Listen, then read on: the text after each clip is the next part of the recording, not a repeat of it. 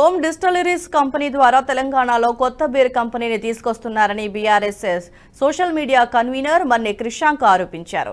మద్యం తయారీ company soan distilleries సంస్థకు తెలంగాణ ప్రభుత్వం అనుమతి ఇచ్చినట్లుగా ప్రచారం అయితే సాగుతోందన్నారు.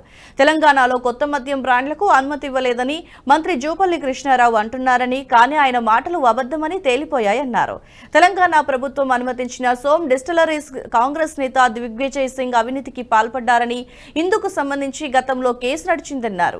మధ్యప్రదేశ్లో ఈ సంస్థను సీజ్ చేశారన్నారు. ఆ కంపెనీ మీద అనేక సార్లు రైట్స్ జరిగినట్లుగా వివరించారు.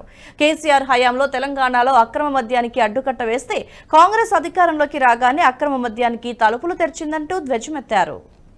మీ మీద పరువు నష్టం దావా వేస్తాం, 100 కోట్లంటే భయపడిపోతాం కావచ్చు, అందుకే మీడియా రాయదు అని అనుకొని కాంగ్రెస్ ప్రభుత్వం, కాంగ్రెస్ మంత్రి అబద్ధాలు చెప్తూ ఇవాళ కొత్త బియర్ కంపెనీని ఇక్కడికి తీసుకొని వస్తున్నారు. ఎలాంటి beer company?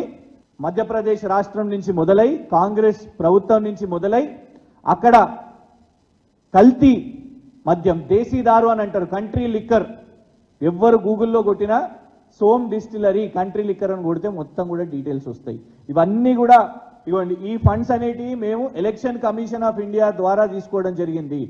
Election commission of India వెబ్సైట్లో వెళ్తే ప్రతి సంవత్సరం ఈ మందు అమ్మే, ఈ బియర్ అమ్మే కంపెనీ ఎన్ని రూపాయలు కాంగ్రెస్ పార్టీకి ఇచ్చింది అని స్పష్టంగా మీకు కనబడుతుంది. ఇది కాంగ్రెస్ పార్టీకి చాలా దగ్గరగా ఉన్న పత్రిక వైర్ అనే సంస్థ. వైర్ అనే సంస్థ వాళ్ళు కూడా రాసిన హెడ్డింగ్ చూడండి మీరు.